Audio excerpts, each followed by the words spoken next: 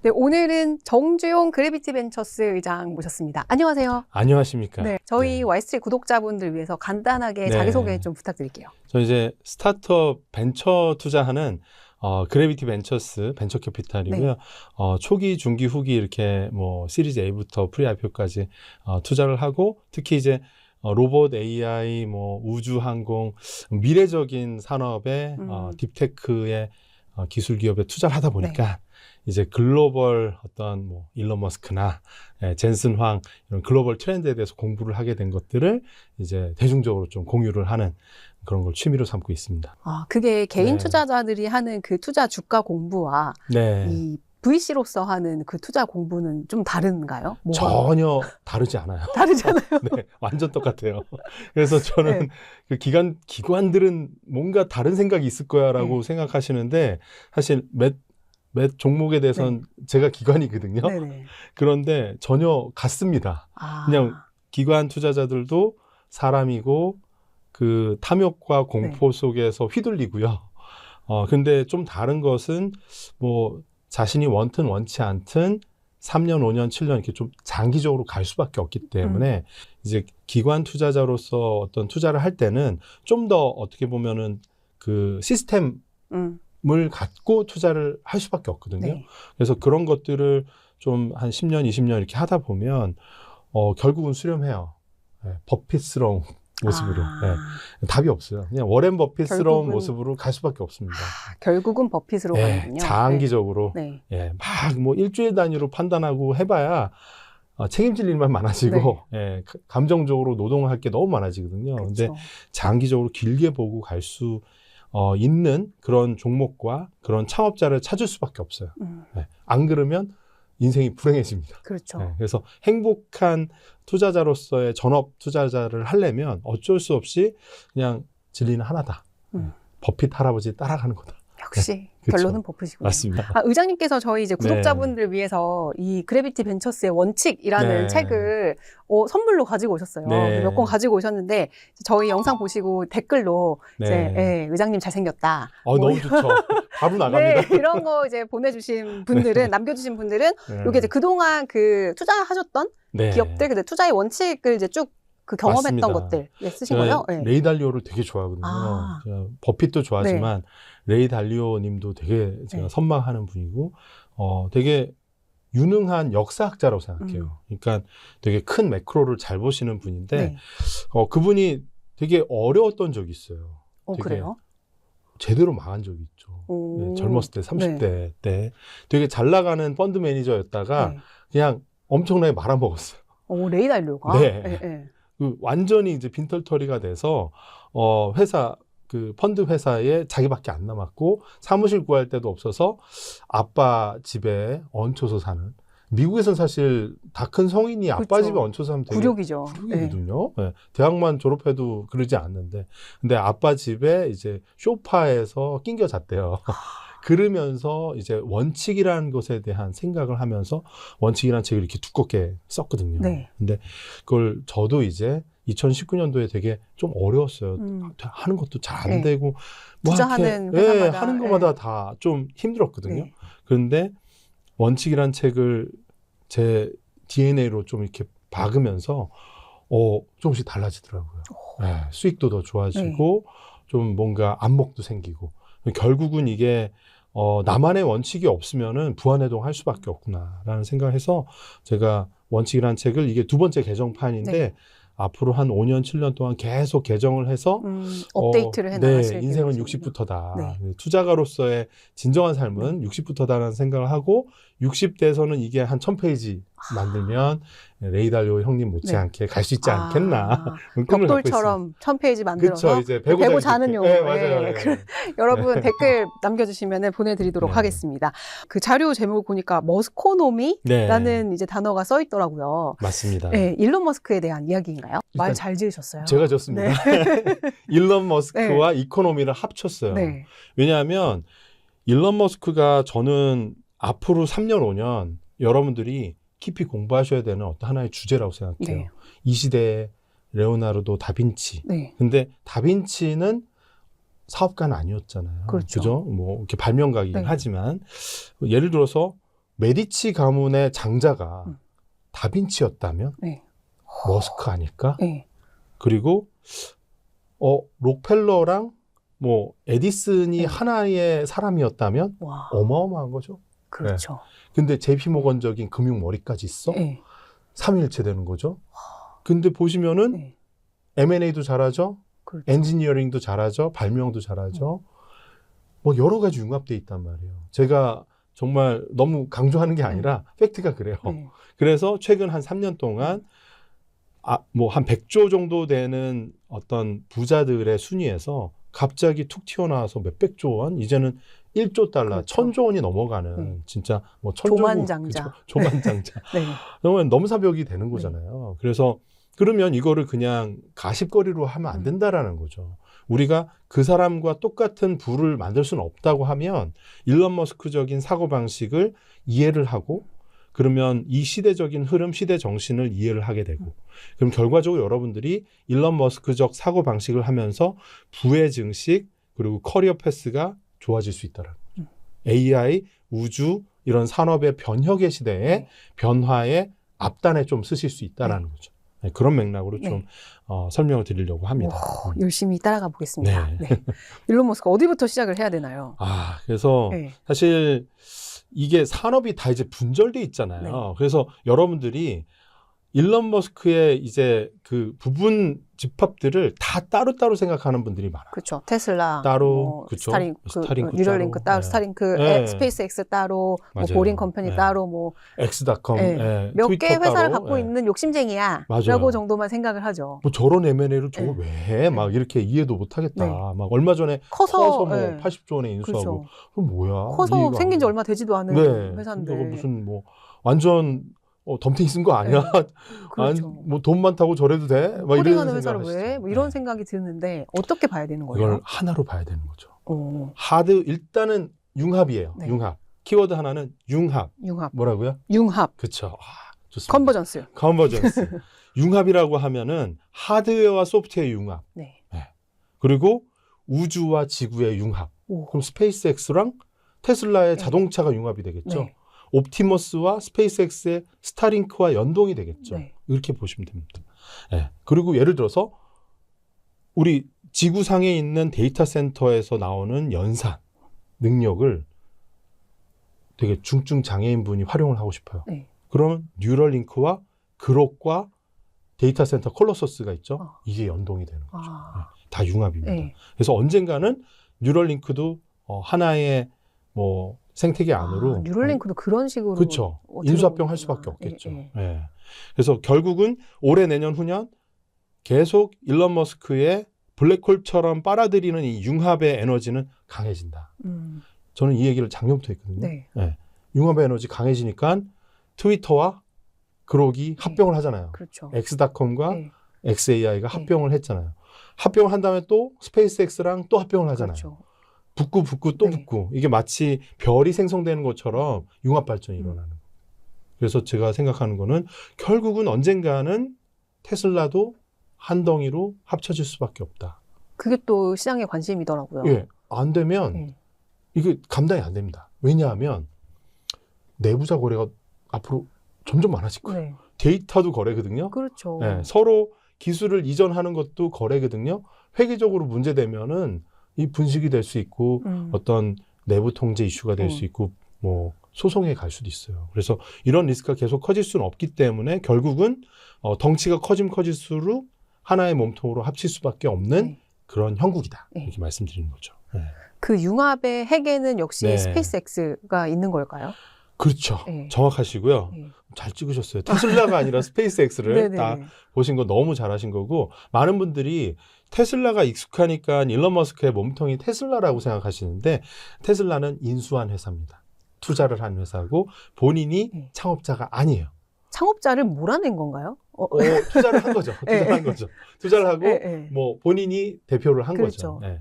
그래서 투자를 한 회사의 대표이사가 된 거고 스페이스X는 그야말로 적통성 있는 장자죠. 네. 그렇죠. 페이팔을 매각하고 나서 수억 달러가 있는 돈에서 거의 상당 부분의 자기 개인 자산은 가장 많이 투자한 게 가장 아끼는 자산 스페이스X거든요. 네. 근데 왜 스페이스X는 테슬라보다 이렇게 늦게 빛을 보게 되느냐라고 하시면 로켓 사이언스는 어렵잖아요. 그죠? 그렇죠. 우리가 비유로 얘기할 때, 네. 야, 그건 뭐, 로켓 사이언스는 아니야. 이런 얘기를 하거든요. 그만큼 로켓을 쏘아 올리는 거는 그냥 어려운 일인 거예요.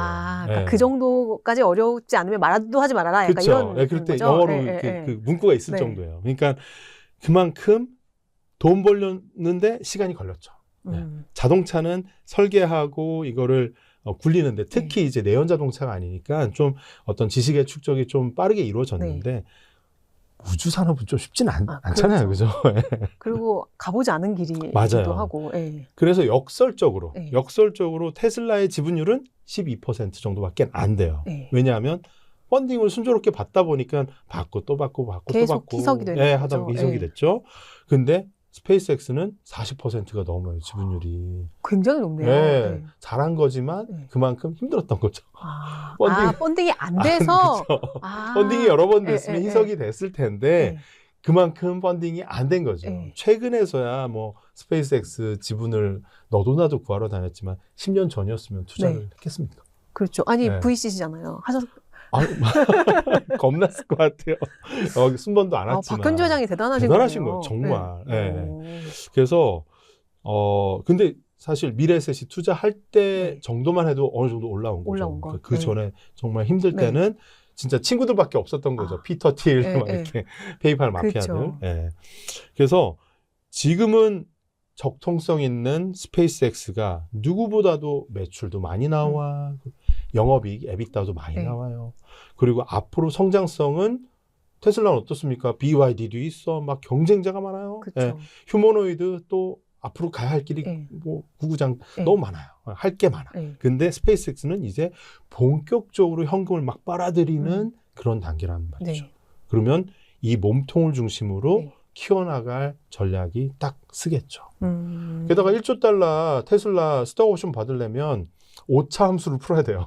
5차 함수요? 그죠. 뭐 휴머노이드도 많이 팔아야 돼. 뭐 사이버캡도 많이 돌아다녀야 돼. 그게 연도별로 단계별로 도장 깨기를 하고 나서야 이제 그만큼을 받을 수 있는데 이게 무슨 뭐 레벨업하는 RPG 게임도 아니고 계속 왕을 깨야 되잖아요.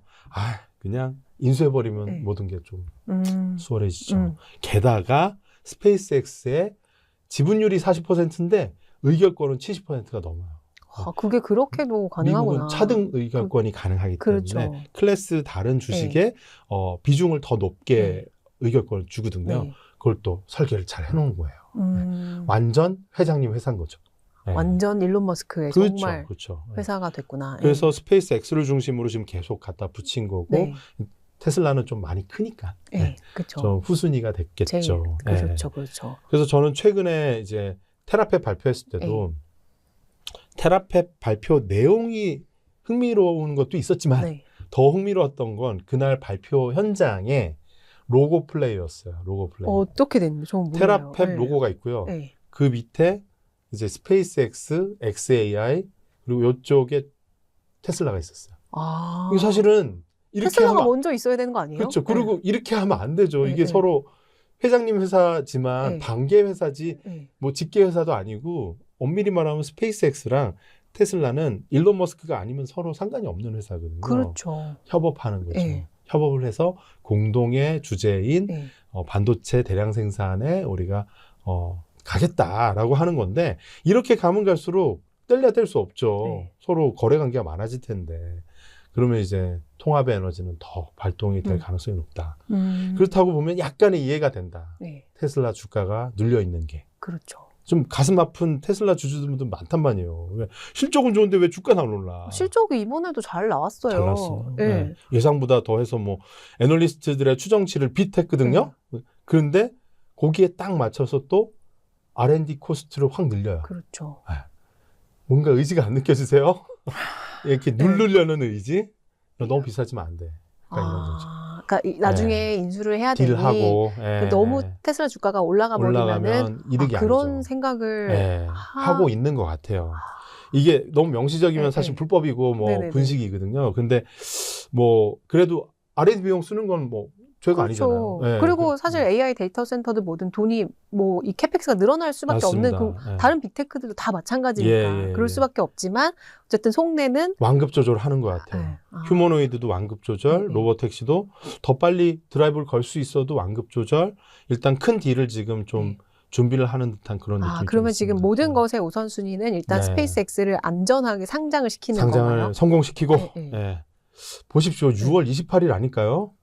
왜 6월 28일? 그날 무슨 일론 머스크 날이야? 생일이에요. 아, 에고 덩어리잖아요. 예. 너무 싫어. 아니, 싫으면 안 근데 되지. 저는 IPO 신고서 넣고 네. 하는데 이게 딱 얼추 보면 6월이거든요. 이게 승인 나고 하는 게. 네, 네. 그럼 6월 28일이 생일이란 말이에요. 아니, 너무. 케이크 들고 나타날 것 같아요. 너무 그 나르시시즘이 예, 무한, 상당한, 거의 뭐 무한대죠. 무한대. 그 저는 이제 X가 싫습니다. 의장님, X라는 알파벳이 그래서 싫어요. 저도 그분의 취향과 성향에 네. 대한 거는 전혀 노코멘트 할게요. 오케이, 예, 알겠습니다. 역량과 네. 우리가 이 희대의 창업가 네. 그리고 어떻게 보면은 혁신가를 이해를 깊이 하자 요겁니다. 네. 그래서 이 사람의 속내를 깊이 할수록 좀 이해가 되는 부분들이 생겨요. 하나 둘씩. 네. 하나씩 좀 깊이 네, 한번 네, 들어가 네, 보시죠. 일단 네. 스페이스X의 기업 가치가 어느 정도 될 거 아니냐. 네. 라고 하면 여기 적혀 있는 대로 네. 한 2조 달러 정도 좀 추정되고 있습니다. 네. 예. 근데 이렇게 되면 이제 사우디 아람코의 어떤 기록을 경신하는 그렇죠. 그냥 인류 역사상 네. 최대 규모의 IPO 기업 상장이 되는데 조달 규모가 한 뭐 지금 75빌리언이면 네. 100조가 넘어가죠. 그렇죠. 예. 10조. 근데 더 될 수도 있어요. 사실은 10%라고 하면 한 200조가 넘어갈 수도 네. 있고, 요거는 이제 일론 머스크 맘일 것 같은데, 게다가 이 공모 금액을 기관한테만 안 주고 개인들한테도 많이 할당을 해주겠다는 거거든요. 그렇죠. 뭐 최대 30%까지 할 수도 있다. 뭐 이런 얘기 나오는데. 예, 그거는 제 생각에는 일론 머스크가 아마 되게 많은 또 이벤트를 할 것 같아요. 네, 우주에서가 됐든 어디서가 됐든 뭔가 이 상상력을 막 극대화시키는 네. SF 소설스러운 그런 서사를 또 만들면서 개인 투자자들에게 과거에 우리 기억나시죠? 테슬람 막 부흥했던 그 그렇죠, 시절 그렇죠. 그 코로나 직후에 막 유동성 폭발할 맞아요. 때 그때 비슷하게 또 희망 히어로를 네. 많이 또 가동을 시켜주지 않을까. 그래서 여러분들 좀 유의하셔야 되는 거는 일론 머스크는 혁신가이기도 하고 정말 집중하고 몰입하는 창업가이기도 하지만 M&A와 IPO를 정말 잘 활용하는 금융가이기도 합니다. 그렇죠. 네. 그래서 이게 자칫 잘못하면 되게 비싸게 우리가 주식을 사게 될 위험도 있는 상투를 거죠. 잡을 위험도 그쵸? 있는 거죠. 네. 네. 과거에도 그랬었거든요. 그렇죠. 그래서 이번에 어떤 IPO 밸류에이션 기업 가치에 대해서 각자 좀 이렇게 분석을 한번 해보시면 좋을 것 같아요. 예. 근데 저는 몇 가지 이제 클루를 드리면 이 기업 가치를 어떻게 좀 구성을 해봐야 되냐. 그럼 많은 분들이 이거 뭐 우주로 가는 거니까 화성 탐사 막 이런 거를 기업 가치에다 넣으시려고 하는 분들이 많은데 그건 좀 너무 우주적이고 저는 좀 현실적으로 좀 이렇게 땅에다가 발을 붙인다고 생각하면 스타링크의 기업 가치가 거의 대부분인 것 같아요. 네. 이미 돈이 되고 있는. 그렇죠. 네. 그리고 이거는 이동통신 회사들의 밥줄을 건드리는 거거든요. 그렇죠.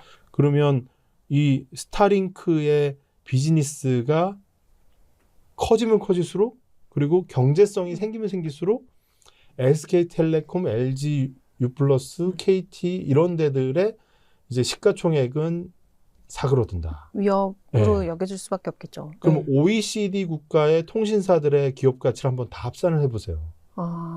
그게 치환이 될 수도 있겠죠. 그럴 수도 있겠다. 지상 기지국이 다 필요 없다고 하면. 그렇죠. 당장은 그렇게 안 되겠지만 점진적으로 그렇게 될 우려도 있죠. 솔직히 그 시대가 되면 그냥 요금제가 하나죠. 스타링크 요금제 하면은 로밍도 자유자재고 음영지역도 없고 뭐 배 타든 어디 비행기를 타든 산속에서든 바다에서든 제주도 산속에 가면 안 터지거든요. 지금 맞아요. 미국 가면 대부분 안 터져요. 아니 지하차도에서도 안 터져요. 안 터지거든요. 그러니까 이런 어떤 혁신적인 변화를 통신산업에서 이미 좀 주도하고 있죠. 그래서 실제 많은 분들이 저한테 연초에 제가 이런 얘기 하면은, 야, 넌 기술도 모르고 문돌이라서 그런 얘기 하는 네. 거야. 그랬는데, 다행히 스타링크 대표님이 여자분이거든요. 네. 그 올해 연초에, 그 월드 모바일 콩그레스, 네. 그게 이제 스페인에서 그쵸. 열리잖아요.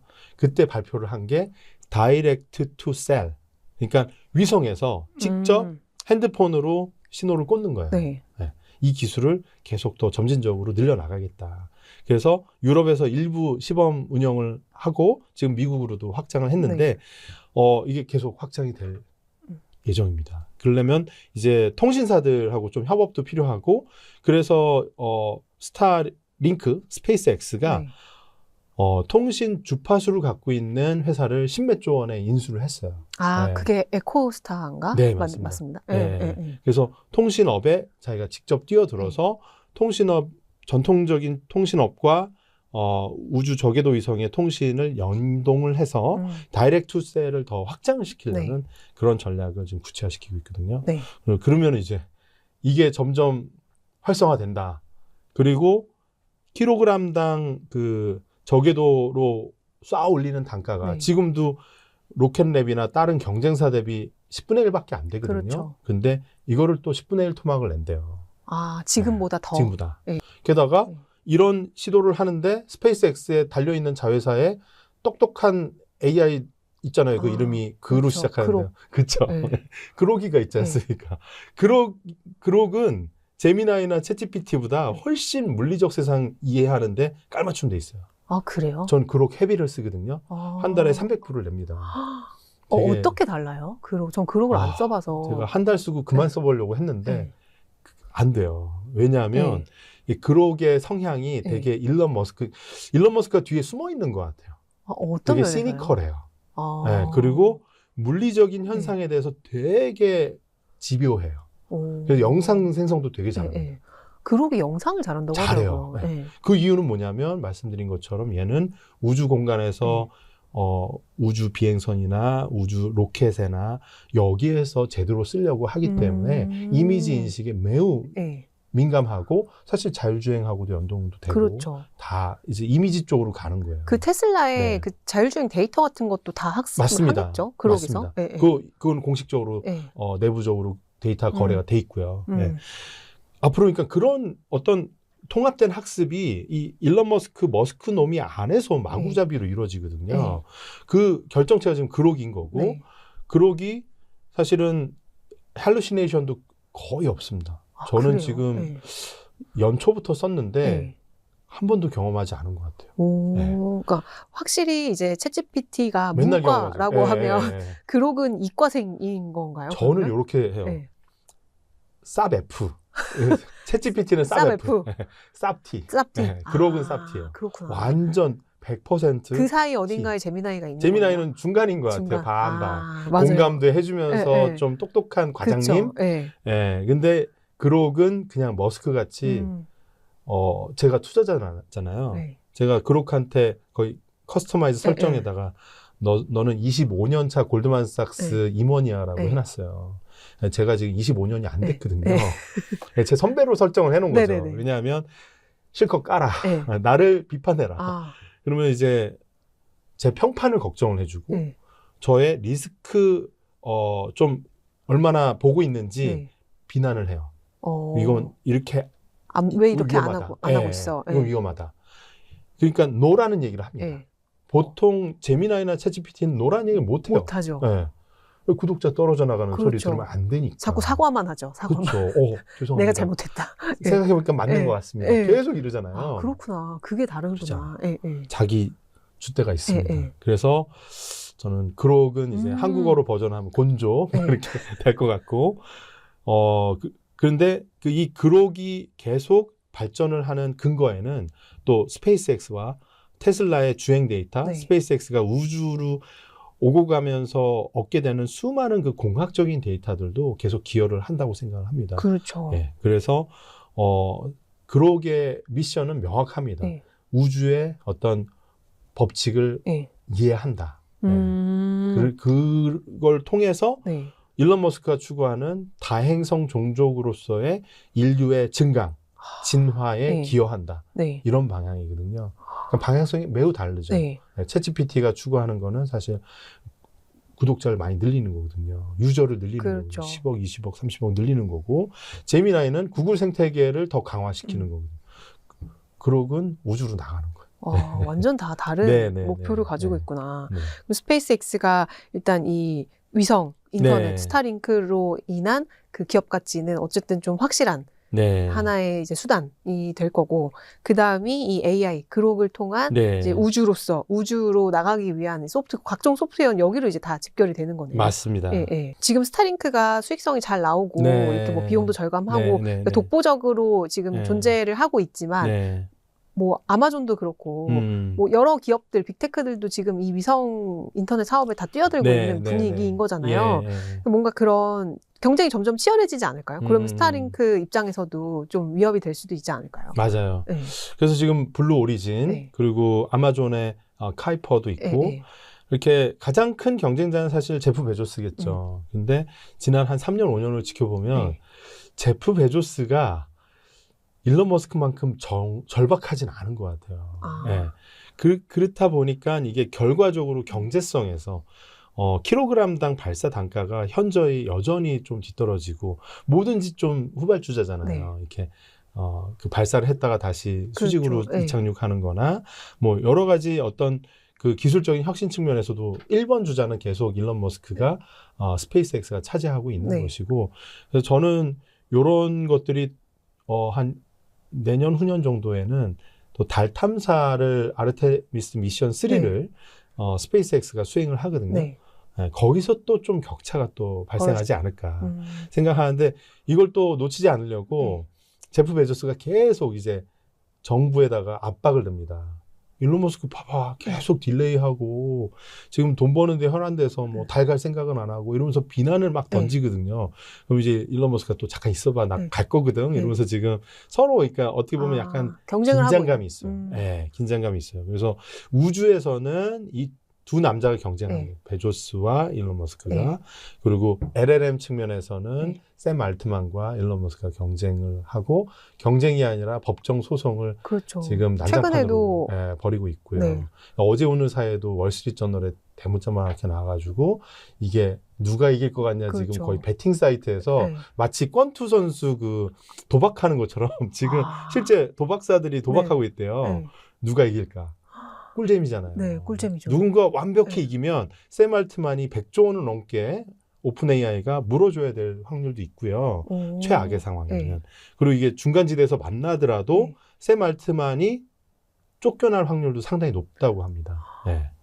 지금 머스크가 제기하는 그 소송으로 인해서 머스크가 사실은 조그맣게 한 몇천만 불 받고도 끝날 수 있는 그 소송을 아예 스스로 취하해버리고 판돈을 키워버렸어요. 나는 다 뒤집어 엎어버리겠어. 승부사. 네, 근데 뭐 소송할 비용 충분히 있으니까 그냥 끝까지 가보자 이건데 사실 제가 좀 이렇게 제 그래비티 인사이트 그 네이버 프리미엄 콘텐츠에서 분석을 또 했는데 근거가 상당히 있습니다. 일론 머스크 입장에서. 왜냐하면 오픈 AI 처음에 파운데이션으로 설립할 때 이메일이나 모든 거에 자기의 이 파운데이션 설립의 취지나 이런 건 비공익으로 나는 영리를 취하지 않겠다. 그렇죠. 이렇게 해서 돈을 받아놓고. 그러고 나서 조금씩 이제 어떻게 보면 일론 머스크 입장에서는 자기 입속 차리기로 이 재단의 자금을 유용을 했다라고 생각을 하는 거죠. 근데 샘 알트만은 또 이제 항변을 하는 거죠. 나는 형들한테 다 물어봤다. 해도 되냐 안 되냐. 그런데 그럴 때마다 오는 답변은 뭐 해도 될 수도 있는데 이왕이면 내 품에서 할래? 그때도 일론 머스크는 하면은 내가 그렇죠. 인수할게. 약간 이렇게 나온 거예요. 그걸 핑계로 또 샘 알트만은 결국은 쟤도 영리로 가는 거에 동의한 거다. 이러면서 이제 막 양측 입장이 다 일리가 있는 거예요. 그러니까 이거는 법원에서 어떻게 판단하느냐에 따라서 판단하냐에 따라서 꿀잼인 거죠. 그럼 그거에 따라서 이제 오픈 AI IPO에도 영향을 미치겠네요. 너무 큰 IPO가 안 될 수도 있습니다, 솔직히. 그래요? 그죠. 이게 계류중 소송이 뭐 패소를 했다. 이 문제 해결될 때까지 쉽진 않겠죠. 와, 이 여러 뉴스를 가지 엔트로픽의 아모데이 남매가 되게 좋아합니다. 되게 라이크를 흐뭇하게 보고 있겠네요. 네. 지금 요새 맞습니다. 사실 클로드가 제일 막강한 이제 그쵸. 존재로 네, 지금 네, 부상하고 있는데 네.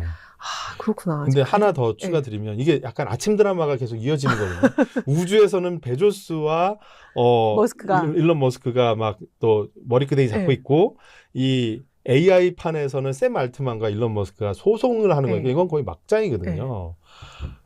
근데 사실 샘 알트만도 뒤통수를 맞은 거거든요. 누구한테요? 아모데이 이 남매. 그렇죠. 그 다리오 아모데이 아모데이와 그 밑에 동생, 여동생. 여동생. 둘이 다 오픈AI의 그렇죠. 초기 멤버의 거의 임원이었단 말이에요. 핵심 멤버. 네. 게다가 여러 명을 쌈싸가지고 데리고 나왔어요. 네. 데리고 나올 때 논리가 뭐였냐면 야, 샘 알트만 너 마이크로소프트한테 투자 왕창 받더니 타락한 것 같아. 초심을 잃었어. 그렇죠. 어떻게 이게 영리를 추구할 수 있어? 윤리적인 걸 챙겨야지. 말이 안 돼. 나왔어요. 지금 엔트로피 기업 가치가 지금 오픈 AI보다 더 커요. 영리를 추구 안 하기는요. 세상에서 제일 많이 추구하는데. 그렇죠. 그러니까 이게 사실은 다 이율배반적으로 지금 가고 있다는 거죠. 그런데 이 사람들이 다 뜯어보면 무슨 얘기를 하냐면 인류의 건전한 발전을 위해서 AI는 통제되어야 된다. 내가 통제할게. 누가? 내가. 내가 통제할게. 나를 믿어주세요. 그렇죠. 이게 지금 거의 선거예요. 선거. 철학의 대결이라고 전 봐요. 그래서 이 철학적 대결에서 그러니까 마치 중국의 춘추전국 시대 때 막 공자, 뭐 노자, 뭐 법가주의 막 이렇게 철학적 사조가 엄청 많았잖아요. 그 시기에 중국이 가장 문화적으로 경제적으로 번성을 했단 말이죠. 지금까지도 그 문화적인 유산을 갖고 있는 건데 미국의 지금 AI에서 이런 철학적인 대결이 벌어지고 있다고 보이고 이것들은 사실은 처음에 쏘아 올리기는 샘 알트만이 공을 쏘아 올렸지만 지금 엔트로픽이 가장 철저한 뭐 사조로 보면 여기가 법가사상인 거죠. 그렇죠. 그냥 나는 우린 청명하고 완벽하게 깨끗하게 지킬 거야. 그렇죠. 룰은 룰이야. 뭐 미국 국방부 이제 아니죠 전쟁부 미국 전쟁부가 와도 나는 없어. 그냥 나는 타협을 안 할 거야. 이러면서 지켜 나가고 있는 거죠. 근데 기술력으로 치자면 사실은 엔트로픽이 제일 지금 1인가요? 그럴 수밖에 없는 게 이게 혼자서 개발하는 게 아니잖아요. 개발의 커뮤니티가 엄청나게 중요하거든요. 질문이 되게 좋은 질문입니다. 이게 유저 베이스가 막 10억, 20명이 된다고 해서 계속 공감만 하는 거죠. 이건 SNS적으로 성장하는 거고, 그건 챗GPT가 약간 지금 거의 SNS처럼 그렇죠. 이렇게 캐주얼한 톡만 하는 거잖아요. 근데 엔트로픽은 완전히 하드코어하게 개발자 친화적으로 갈 수 있었던 거는 이 규범을 완벽하게 지킨다고 하니까 얘가 뭘 잘 잡냐? 디버그를 잘 잡는 거예요. 이 프로그램의 문제점 그리고 내가 코딩 짠 거에 문제점을 귀신같이 잡아내고 최근에 발표된 미토스는 그래서 20년, 30년 동안 막 대형 IT 인프라에서 발견되지 않았던 어떤 보안상의 문제들을 막 사람이 수십 년 동안 못 찾던 거를 30분 몇 시간 만에 다 찾아버려가지고 야, 이거는 뭐 그냥 릴리즈하면은 중국 해커나 북한 해커한테 이게 미토스가 넘어가는 순간 이건 핵폭탄보다 더 무섭겠다. 이래가지고 지금 미국에서 검증된 대형 기관들 안에서만 테스트를 지금 하고 있지 않습니까? 그만큼 이제 어떤 자신만의 철학을 지키는 것이 이 역설적으로 이 AI 시대에 일론 머스크가 자기의 꿈을 이뤄나가고 샘 알트만이 막 자기의 꿈을 막 또 펼치면서 자기의 사상을 얘기를 하잖아요. 이런 가운데서 어떤 철학적 생각을 갖고 있냐가 매우 중요한 시기가 된 거죠. 이렇게 수많은 기술과 정말 뛰어난 것들이 있는데 그 와중에서도 나는 이 신념, 맞아요. 이 철학을 지켜나가겠다라는 그게 결국에 가장 중요하다. 맞아요. 이 책이랑도 비슷하네요. 원칙을 맞습니다. 지켜나가야 원칙. 된다라는. 예. 그러니까 결국에는 지금 뭐 그리고 이 다양한 경쟁자들이 있어야 네. 그만큼 산업도 더 발전하게 되는 효과도 있을 맞습니다. 거잖아요. 예, 예. 그러니까 말씀하셨던 것처럼 지상에서는 이 AI들의 춘추 전국 시대가 맞아요. 일어나고 있고 이제 우주에서는 독점이죠. 이제 독점, 일론 머스크의 독점하에 예. 제프 베조스가 약간 예. 이렇게 하는 좀 거고. 잽을 날리고 예. 있는 그런 상황이라고 보면 되겠네요. 근데 우주 독점은 당분간 깨지기 쉽지 않을 것 같아요. 예. 예. 근데 일론 머스크가 그런 얘기를 연초했잖아요. 그 연말이 되면 칩이 남아돌 수도 있다. 근데 그게 전력이 그만큼 받쳐주지 않기 때문에 네, 네. 그런 좀 얘기도 했고 네. 이제 거기에 이제 일환으로 우주 데이터 센터. 맞아요. 네, 그것도 한참 지금도 이슈가 되고 있는데 네. 이게 실제로 가능한 일인가요? 저는 아직도 조금 퀘스천이긴 하거든요. 저도 상당히 퀘스천이에요. 네. 근데 일론 머스크는 이런 이야기는 좀 먼 포석을 던지는 것 같아요. 그리고 이번에 스페이스X 상장을 할 때 이렇게 사실 좋은 또 아이템이 없죠. 네. 왜냐하면 대규모의 투자가 필요하고 이루어지게 되면 거대한 변화가 일어나고 그리고 상당히 많은 문제들을 한 번에 해결할 수 있고 그래서 데이터 센터를 우주로 올리면 뭐 냉각의 이슈도 없고 태양광도 뭐 24시간 계속 그렇죠. 충전이 되고 뭐 문제가 안 되고 그냥 하나의 문제는 이제 발사 단가만 지금보다 10분의 1, 20분의 1, 30분의 1 낮춰서 지금 3만 개 쏘겠다고 해놨거든요. 네. 지금 전 세계 그 저궤도 위성 올라가 있는 게 12,000개 정도 네. 되는데 그 중에 10,000개가 머스크가 올린 겁니다. 그렇죠. 네. 근데 이걸 3만 개를 올린다고 이미 FCC에다가 어플라이를 해놨고요. 이거 100만 개 올린다고.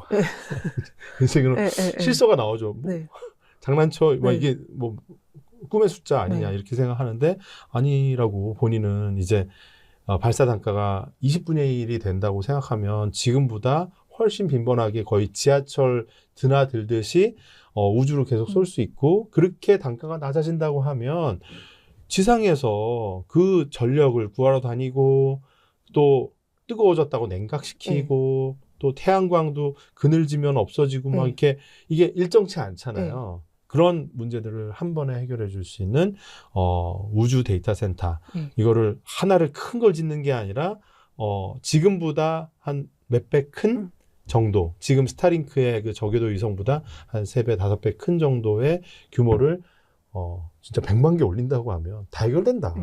그리고 그거는 자동으로 운영이 된다. 왜 에너지는 뭐 차고 넘치니까. 그리고 연사는 우주에서 상당 부분 하고 저장도 상당 부분 하고 그러나서 결과값만 지상으로 내려주면 되는 거 아니냐. 뭐 이런 얘기를 하는 거죠. 가능도 해보여요. 근데 오랜 시간이 걸리겠죠. 그렇죠. 시간이. 사실 냉각에 대한 거를 많은 분들이 그냥 우주 가면 뭐 영하 뭐 100도, 200도 되니까 그냥 해결이 되겠지라고 하는데 우주에는 진공 상태라 냉매가 없거든요. 그러니까 거꾸로 이게 열이 빠져나가지 못해요. 그래서 히트 펌프라고 해서 이제 냉매 역할을 해주는 그런 기술도 더 추가적으로 필요로 합니다. 그래서 그런 그 냉각의 이슈도 당장 해결되는 건 아니에요. 기술 개발이 더 필요하다. 하지만 일론 머스크는 5년 후, 10년 후 얘기를 당장 될 것처럼 얘기를 잘하는 습성이 있다. 참 이야기꾼이기도 해요. 그렇죠. 그래 놓고선 이제 장기 프로젝트는 이렇게 뚜렷한 기간을 얘기를 안 하죠. 조만간 할 거다. 이렇게 하다가 여기 어느 정도 레인지 안에 들어오면 날짜를 정하기 시작하는데 날짜를 정한다 한들 이게 보통 2년, 3년 늦어지죠. 그렇죠. 그거 감안하고 들으시면 돼요. 그러면은 스페이스X나 이제 테슬라나 일론 머스크 그 유니버스에 투자하시는 분들은 그래도 좀 기간을 길게 가져가야 되는 그런 게 있나요? 어떻게? 그 뭐 상당히 뭐 난해한 그런 내용인데 사실 일론 머스크를 깊이 이해하신다고 하면 아마 지금 테슬라 주주여야 합니다. 이미. 왜냐하면 지난 2, 3년 지켜보면은 지금이 상대적으로 싸거든요.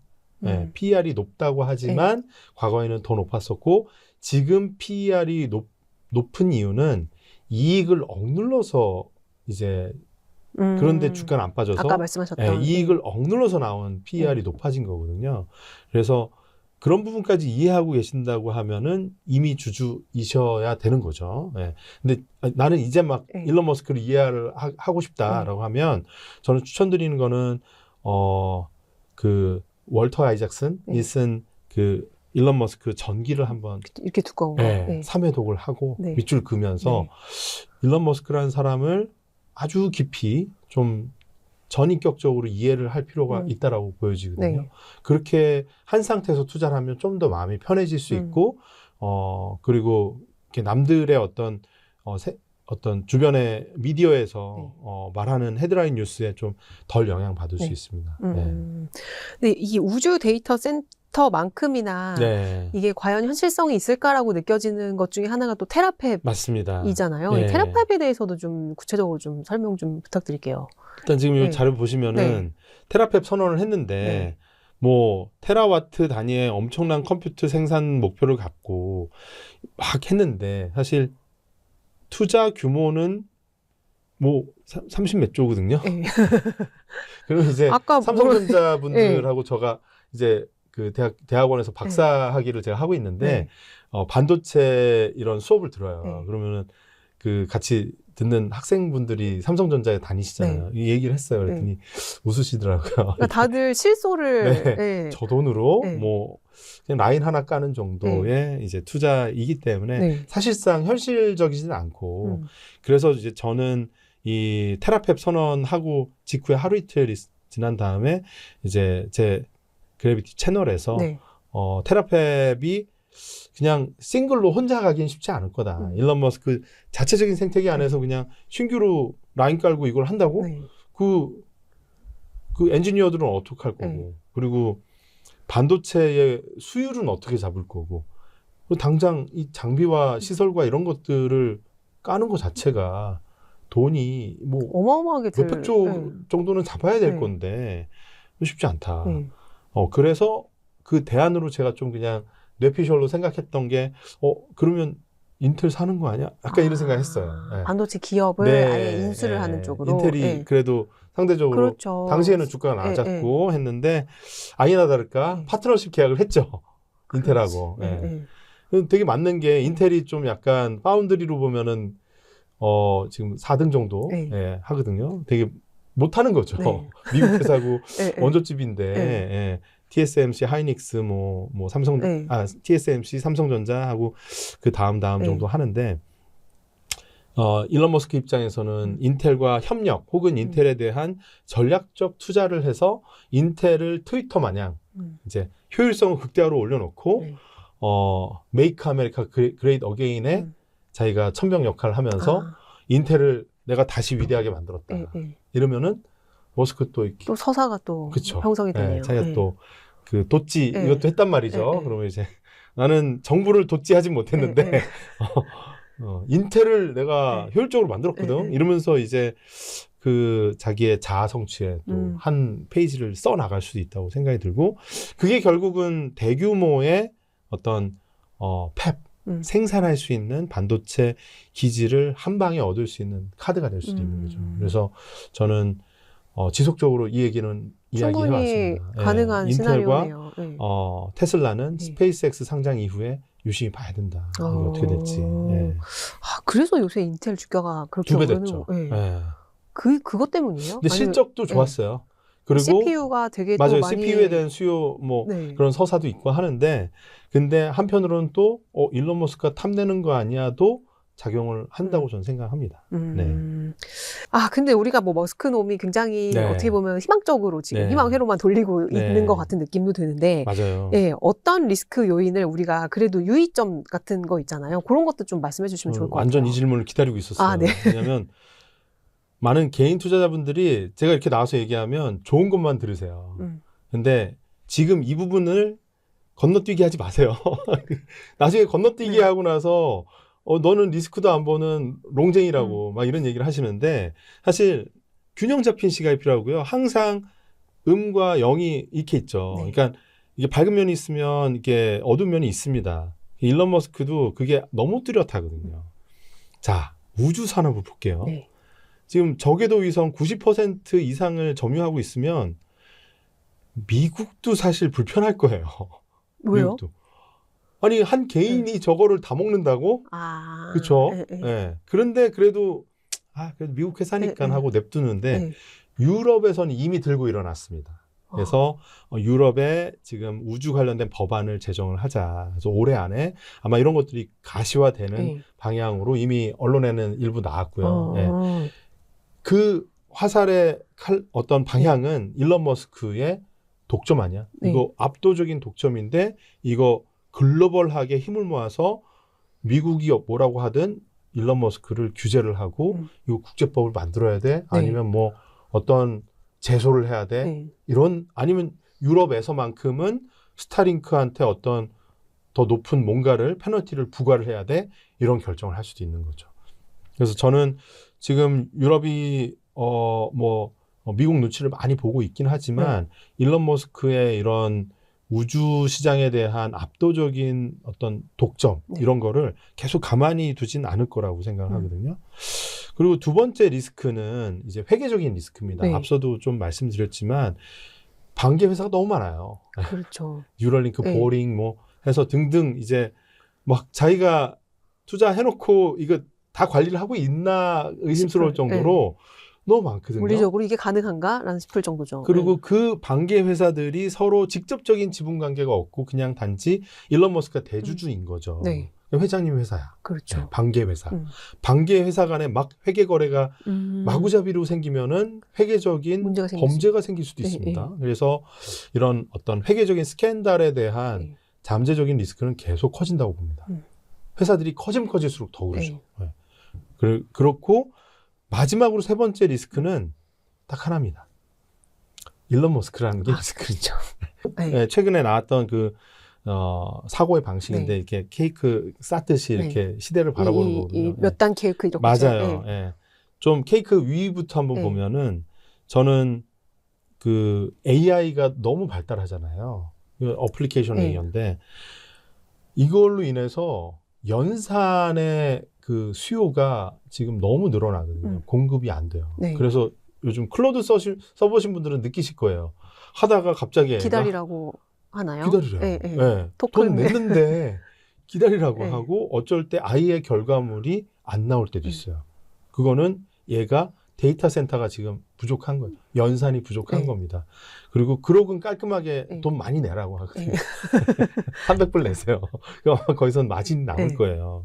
챗GPT는 아마도 많이 손해를 보는 상황일 것 같고. 그러니까 이게 연산의 수요가 폭증을 하게 되면 이거를 맞춰주려면 또 데이터 센터에 또 병목이 생기죠. 네. 그래서 지금 데이터 센터 건설에 붐이 일어나는데 많은 분들이 야, 저렇게 데이터 센터 지금 아직 AI 회사들 돈도 못 버는데 데이터 센터부터 먼저 짓고 보는 거는 저거는 엔비디아의 그 계략일 거야. 이거는 버블이야. 생각하시는데 저는 작년 10월부터 공개적으로 네이버 보시면은 정론지 경제 뉴스의 칼럼란에다가 대놓고 아니다라고 얘기를 했거든요. 버블 아니다. 네. 왜냐? 철도라고 그랬잖아요. 데이터 센터를 이 시대의 철도라고 그랬는데 철도가 많이 깔리고 나서 이게 안 쓰이는 철도가 있으면 버블이겠죠. 과거에도 그랬어요. 19세기 때. 그래서 미국에 금강 발견되고 나서 샌프란시스코 향해서 그 철도가 마구잡이로 부설이 됐는데 그러고 나서 몇십 년 지나고 나서 상당 부분 또 안 쓰이는 데들이 생기면서 버블이 터졌거든요. 철도를 깔고 일단 생각하자 이거죠. 아직 깔리지도 않았어요. 1기가와트짜리가 아직 돌아가는 게 하나도 없어요. 제일 먼저 가는 게 그로게 컬로서스예요. 이것도 일론 머스크가 1등이에요. 그리고 가장 자기 집이 없는 애들, 그러니까 자기 데이터 센터가 없는 게 엽기적으로 이제 엔트로픽하고 오픈 AI거든요. 그렇죠. 다 남의 새 집 설립. 그 마이크로소프트가 대주주고 여기 뭐 2대주주가 아마존이고 하니까 내 거 써, 내 거 써. 이러다 보니까 자기 게 없거든요. 그러니까 제대로 된 거를 자기 철도에서 제대로 달려보자 이거예요. 그러면 그때까지는 버블이라고 말할 수는 없는 거거든요. 그리고 지금은 이 AI의 뭐 예를 들어서 클로드 같은 경우는 돈 못 번다고 할 수 없습니다. 매출이 급증하고 있어요. 그 매출을 내는 데들이 이랬다 저랬다 왔다 갔다 하는 컨슈머들, 개인들이 아니라 다 B2B 고객이에요. 그렇죠. 기업들. 한 번 쓰면 되돌릴 수 없어요. 나는 클로드를 믿고 개발자를 20명을 잘랐어. 클로드에 의존하겠죠. 근데 클로드는 또 많은 개발자들이 아이디어를 줘서 2주, 4주 만에 계속 몇 배씩 좋아져요. 예. 엑셀에 좀 인베드 되면 좋겠다 그랬더니 엑셀에 클로드가 그냥 바로 들어오잖아요. 그럼 거기다 자연어로 좀 뭐라고 하냐면 야, 여기 재무수치가 엄청나게 많은데 정리 좀 해봐. 일목요연하게 야, 골드만삭스 20년 차 스타일로 좀 해줘. 분석을 해봐. 맥킨지 스타일로 해줘. 엄청나. 톤 앤 매너, 맥킨지 스타일, 푸르딩딩하게 멋지게 만들어줍니다. 그래서 워렌 버핏이 좋아하는 게 DCF 현금 흐름 할인법 밸류에이션이거든요. 하려면 일주일 걸려요. DCF를 해줘. 그러면 얘가 추정을 막 셀을 500개, 1000개를 만들어요. 장난이 아니에요. 좀 걸려요. 근데 다운된 적도 있고 DCF는 오래 걸립니다. 이게 원래 1, 2주 걸려서 막 1000만 원 받고 이거를 컨설팅 해주거든요. 그래서 공정가치 평가할 때 막 현금 흐름 할인법 이런 거 하거든요. 합니다. 한 10분 걸려요. 나온다는 거. 함수까지 걸려서 와. 완전 좋아요. 그러니까 이게 몇 주 만에 바뀌는 거는 결국은 이 연산력의 증가와 데이터 센터의 증가 속에서 지금 선순환 구조가 돌아가서 가능한 것이다. 그런데 여전히 병목이 있는 거는 써보신 분들은 안다. 계속 다운되고 이런 문제들. 수요는 계속 급증하고 사람의 일자리는 점점 줄어든다. 라는 거죠. 그래서 이런 병목들을 해결을 하기 위해서 대한민국의 용사들이 이제 나타났으니 데이터 센터에 들어갈 반도체를 내가 공급해 줄게. 그렇죠. 근데 지금 여전히 수급이 안 맞아서 계속 수출 가격이 계속 올라가고 있죠. 맞아요. 그래서 하이닉스 영업이익, 뭐 삼성전자, 그래서 막 보너스 막 10억씩 받아가고 난리가 아닌데 내년 후년 더 좋을 수 있다라는 거죠. 그러면서 결과적으로는 에너지 전력 인프라의 병목으로 이어지게 되고, 그렇죠. 이런 것들이 병목들이 계속 사실 올해 내년 문제가 될 수 있고요. 그러면은 기업들의 매출과 실적에는 더 좋은 방향으로 가겠죠. 근데 거꾸로 이 병목에 지금 한 5가지 말씀드렸죠. 이 병목에 가까이 있지 않는 기업들은 완전히 소외가 되는. 그래서 양극화가 되고 있죠. 지금 우리가 코스닥, 코스피 너무 좋다고 하지만 뭐 이런 반도체 소부장이나 AI나 뭐 피지컬 AI, 로봇 이런 종목들이 주도를 하고 있지. 전통의 제조업은요. 여전히 PER이 8배고 기업 가치가 막 1000억이 안 되고 그래서 동전주가 돼서 상장 퇴출의 위기에 몰려 있고 이랬지 않습니까? 맞아요. 그러니까 개인자가 되죠. 네. 그 우주 산업에서도 보면 아까 말씀하셨던 그 위성이 이제 깔리게 되면은 기존의 통신사들이 힘들어질 수도 있다라는 맞아요. 이런 위협적인 요인이 있잖아요. 그러니까 이렇게 발전이 될수록, 그러니까 AI가 계속 커져갈수록 조금 더 여기에 피해를 보는 이제 이런 산업들은 또 뭐가 있을까요? 결국은 뭐 우주 통신의 피해자는 기존의 전통적인 이통사가 되겠죠. 이동통신사가 될 것이고, 그리고 어떤 피지컬 AI의 어떤 피해자는 전통적인 방식으로 그냥 모든 걸 사람의 손으로 해야지 여전히 그렇게 생각하는 전통 기업들은 시장에서 점점 멀어지겠죠. 퇴출되거나 상장 폐지되거나 어려운 상황을 겪게 될 겁니다. 그러니까 그런 기업들도 AI를 더 적극적으로 받아들여서 AI를 입혀서 가야 되는 그런 상황이 오는 거겠죠. 그래서 그렇게 판단하는 자와 아닌 자가 명확히 나뉘게 됩니다. 저는 그걸 현장에서 막 느끼고 있고요. 그래서 지금 뭐 창업자 2세 분들이나 약간 젊은 창업자분들 전통 제조업을 하시는 분들, 뭐 현대차나 삼성전자의 반도체 납품하시는 1차 벤더 이런 분들 보면 대부분 사람들이 현장에 있거든요. 라인에. 자동차 현장은 진짜 사람입니다. 다 들고 날고. 그래서 그런 걸 해결하겠다는 게 이제 현대차의 보스턴 다이내믹스인데. 근데 거기는 이제 자기네 쓸 것도 지금 뭐 급급하니까 그러면 자체적인 솔루션을 찾아야 되잖아요. 1차 벤더는 답이 아직 없는 거죠. 빨리 찾으면 시대적인 흐름을 정말 훈풍으로 뒷바람을 받을 수 있는 거고, 여기서 답을 2년, 3년 못 찾으면 바로 도태될 수 있는 거죠. 왜냐하면 여기에서 휴머노이드 로봇을 바탕으로 제조를 혁신을 하는 회사가 부가가치를 대부분 빨아먹을 거기 때문에. 와, 진짜 네. 너무너무 자고 일어나면 새로운 게 나오고, 네, 모든 게 이렇게 극단으로 계속 가는 극단으로 네. 가는 그런 상황에서 우리가 또 투자를 네. 해갖고 또 성공을 해야 되니, 맞습니다. 또 열심히 또 트렌드를 쫓아가야 될 것 같아요. 네. 이제 네. 개인 투자자분들이 많이 보고 계시잖아요. 네. 그러면 이제 항상 이런 AI 시대에 나는 어떤 마음가짐으로 투자를 해야 되나 이런 고민들을 많이 하실 거예요. 네.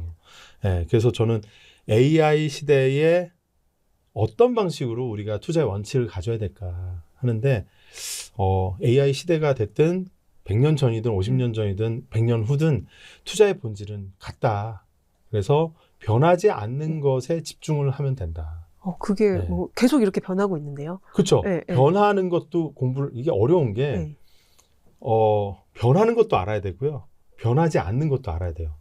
근데 변하는 것은 내가 계절의 변화라고 생각하고 이해를 하는 것이고 변하지 않는 것은 마치 그 계절의 변화 속에서 좋은 씨앗을 찾아서 땅에다 심는 농부의 심정으로 좋은 종자를 찾는 거예요. 네. 좋은 종자는 계절이 겨울이 됐든 봄이 됐든 상관없이 좋은 종자는 좋은 종자죠. 그렇죠. 네.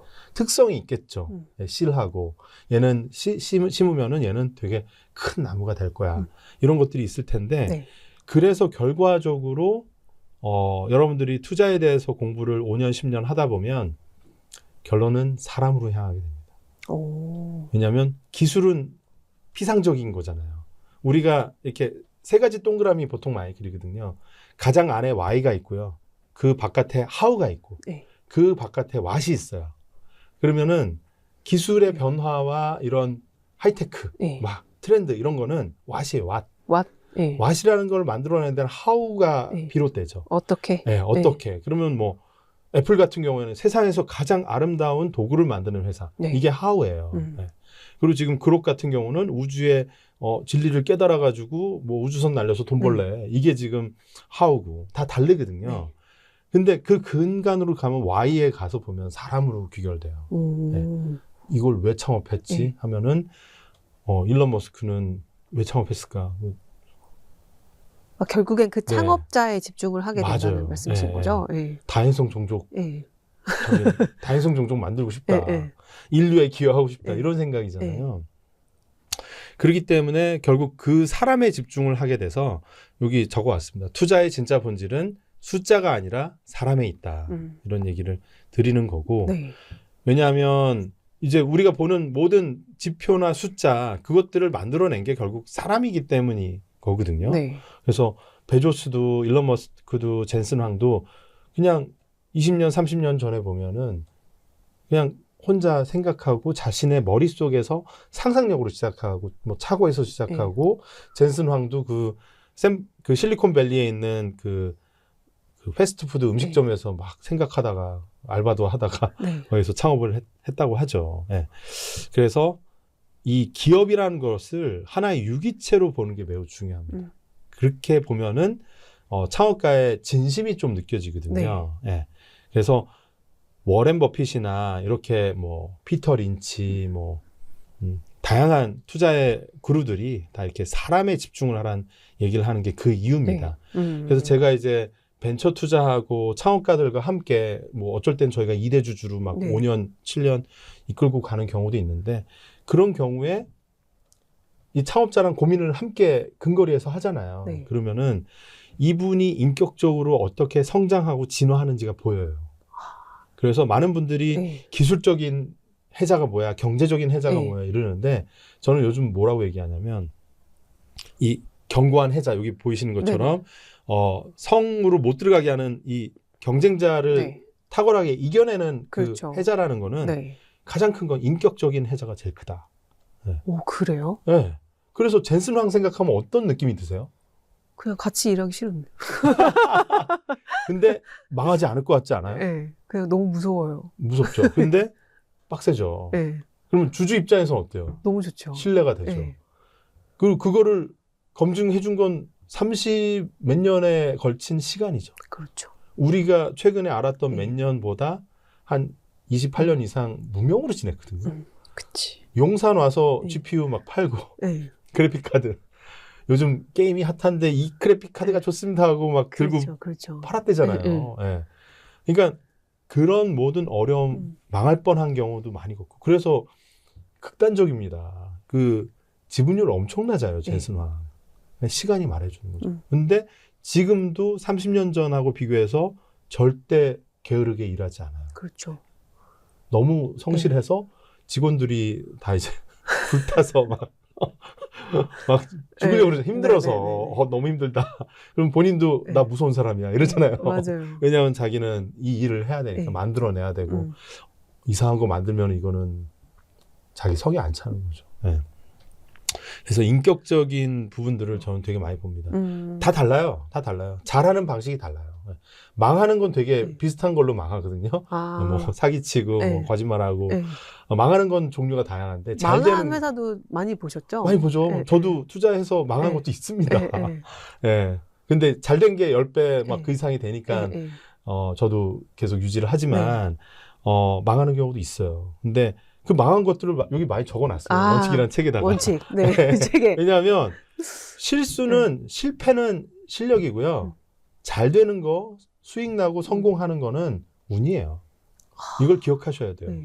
여러분 이거를 거꾸로 생각하면은 자꾸만 수익 좀만 나오면 나가서 친구들한테 밥 사고 술 사세요.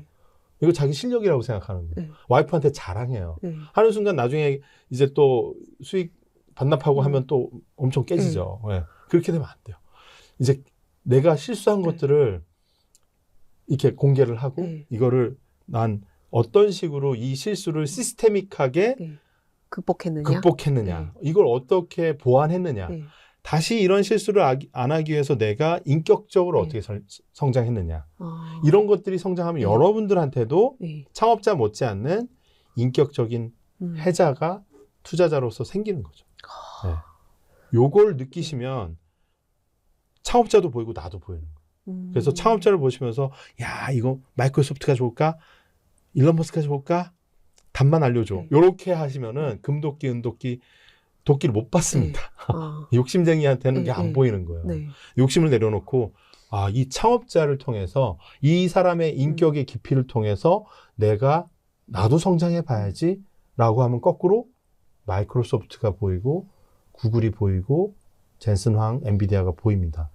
그래서 마이크로소프트의 지난 10년 사티아 나델라로 이해를 할 수밖에 없어요. 그렇죠. 지금 요즘 알파 세대 분들한테 빌 게이츠 하면 자선단체 맞아요. 그 자선 사업가 잘 모르는 사람 아니면 코로나 때 바이러스 막 이런 유명한 사람 희한하게 알아요. 근데 그만큼 사티아 나델라가 자신의 그 영향력이 커진 거예요. 이게 말이 안 되는 거거든요.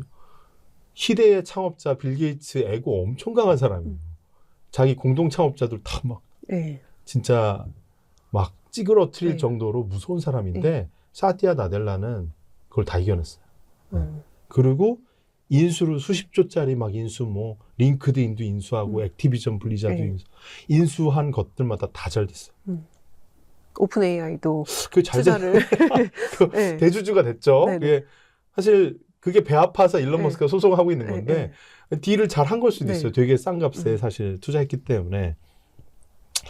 그래서 사티아 나델라의 그럼 리더십은 뭘까 하면은 그 히트 리프레시라는 자서전이 있습니다. 히트 리프레시. 리프레시 버튼을 계속 눌러봐.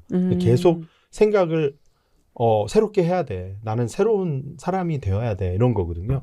마이크로소프트도 새로워져야 돼. 잘 안 되거든요. 왜냐면 마이크로소프트 독점 기업이에요. 그럼요. 윈도우즈는 그냥 알아서 깔려 있는 거고 돈은 워드, PPT에서 막 들어오거든요. 이 사람들이 열심히 할 이유가 없어요. 그러면은 마이크로소프트가 그래서 인수한 회사들한테 본사와 통합을 안 시켜요. 그 유명하죠. 일부러. 그게 사티아 나델라의 전략이었어요. 처음에는 M&A의 기본은요. 저는 MBA에서 배우기를 제가 석사했습니다. 지금 박사하고 있는데 MBA에서 배우기를 교과서적으로 M&A 하면 그 다음에 자연스럽게 붙어나가는 게 PMI, 포스트 머저 인터그레이션. M&A 했으면 통합을 해야죠. 그렇죠.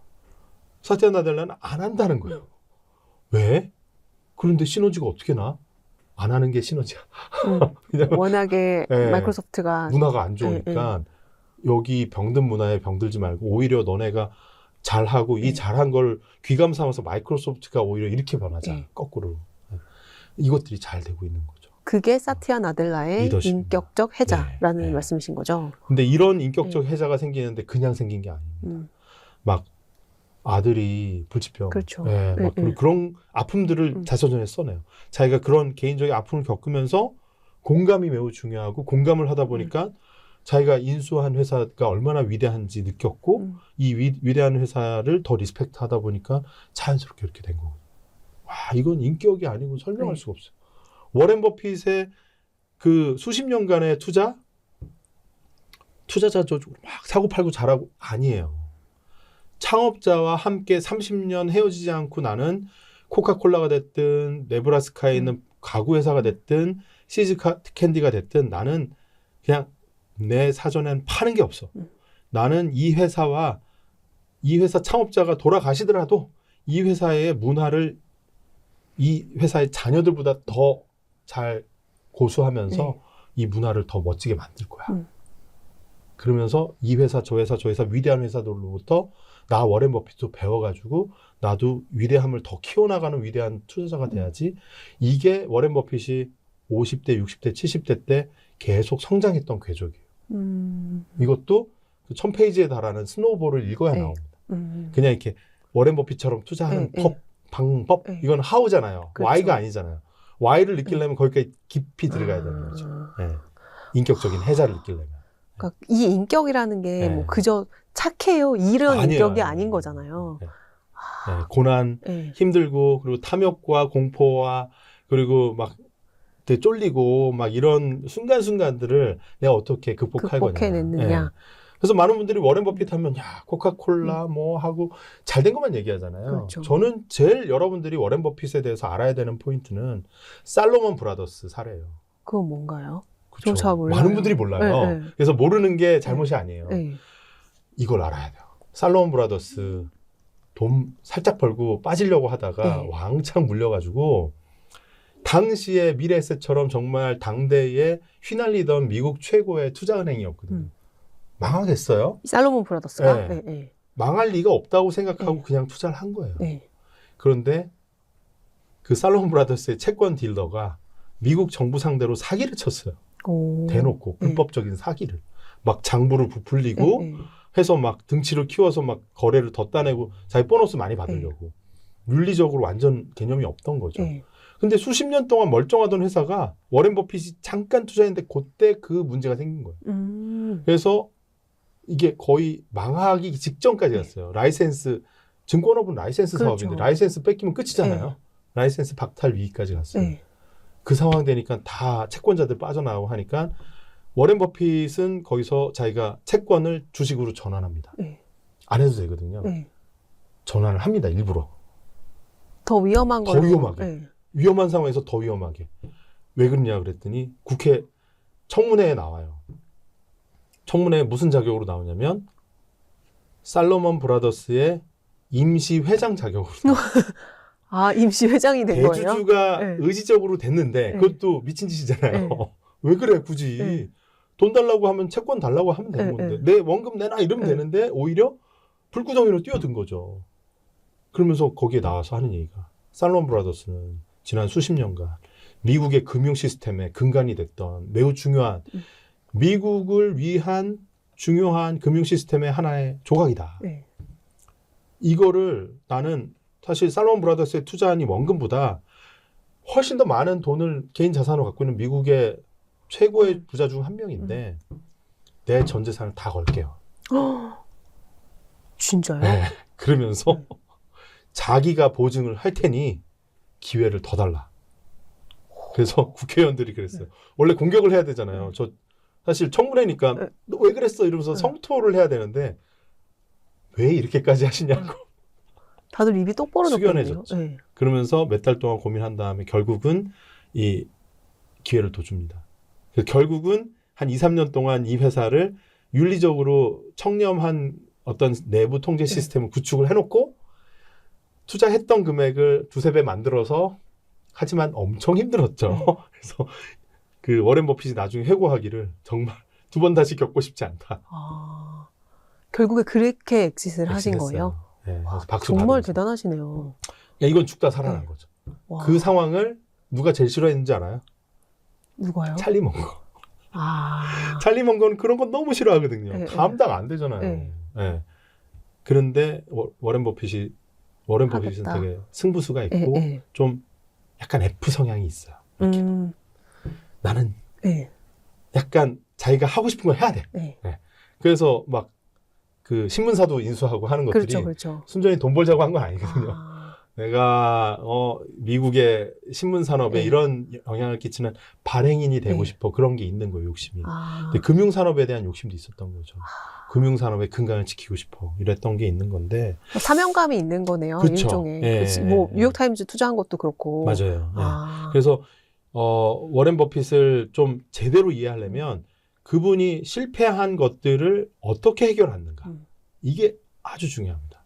그것이 바로 워렌 버핏의 인격적 해자를 구성했다. 그를 그렇게 훌륭한 투자자로 만든 게 바로 그거였다라는 거네요. 일론 머스크도 마찬가지죠. 일론 머스크도 지금 보면 안 돼요. 작년, 재작년, 지금의 모습은 일론 머스크의 본 모습이 아니에요. 잘 된다는 모습이에요. 이 사람의 찐 바닥은 언제 나오는 거냐. 2015년, 4년이었나요? 예. 그때 스페이스 X의 팔콘 로켓이 연달아 실패돼서 이 추가로 발사하는데 펀딩이 안 되는 거예요.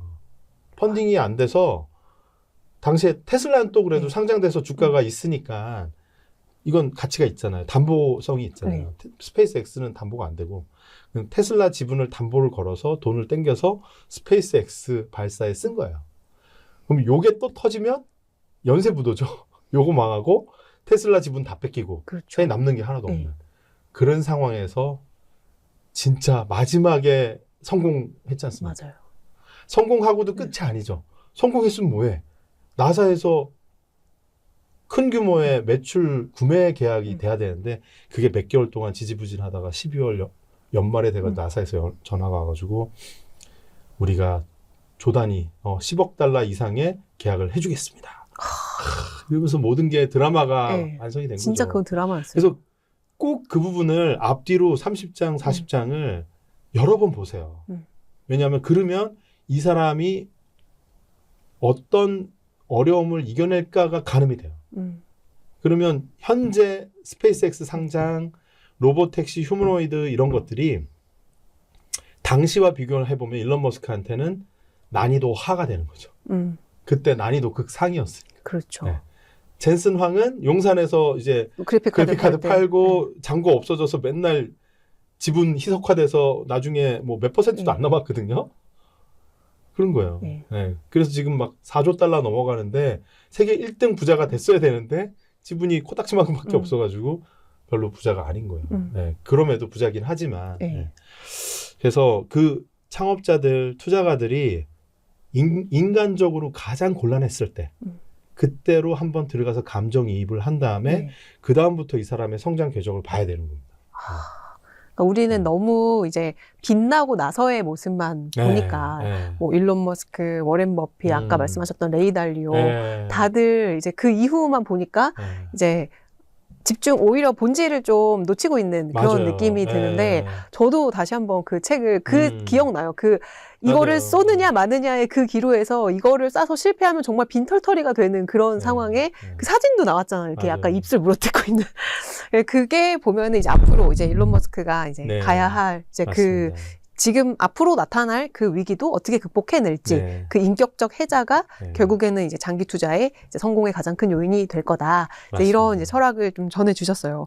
오늘 벌써 지금 1시간 거의 반 정도가 됐어요, 의장님. 너무 이제 숨가쁘게 달려왔는데 오늘 뭐 머스크 노미부터 시작해서 이제 AI 시대에 또 어떤 곳에서 이제 이 투자적인 병목이 생기는지 또 우리나라 기업들, 또 우리나라 주가가 뭐 언제까지 또 이제 좀 긍정적인 이제 방향으로 갈 건지부터 이제 투자 철학에 대한 얘기까지 이게 쭉 이제 얘기를 해주셨는데 이제 구독자분들께서도 좀 유익하게 들으셨으면 좋겠어요. 저희 이 와이스트리트 9 모토가 지식과 자산의 복리 효과거든요. 너무 좋죠. 저희 이제 마지막으로 저희 구독자분들께 한 말씀 주신다면 어떤 좋은 말씀 있으실까요? 지식과 자산의 복리 효과가 나려면 와이스트리트를 열심히 봐야 되고요. 그리고 장기적인 시각을 가지셔야 돼요. 1년, 2년 안에 나 파이어 할래 이런 생각하시면은 되게 힘들어질 수 있습니다. 근데 이 시간표를 10년, 20년으로 보면 훨씬 편해지고요. 그리고 누구보다 나는 더 깊이 보겠다. 그래서 공부를 해야 되는 주제를 확 넓히기보다는 한 주제를 적어도 3달 이상 내가 한 1000시간 이상은 하나의 주제에 대해서 깊이 팠다. 그래서 뭐 챗GPT 다 돌려봐도 야, 내가 아는 내용에서 벗어나지가 않네? 라고 하면 다 아는 거예요. 어떤 기업이 됐든 산업이 됐든 깊이 파보시면 결국은 본질을 느끼시게 되고 깊이 파다 보면 끝에 가면 결국 사람 만나게 되시니까 그때 가면 저랑 더 재밌는 얘기를 하실 수 있을 것 같아요. 네. 아, 오늘 너무 즐거운 시간이었습니다. 네. 저희 이제 아까 말씀드렸던 이 책 저희 네.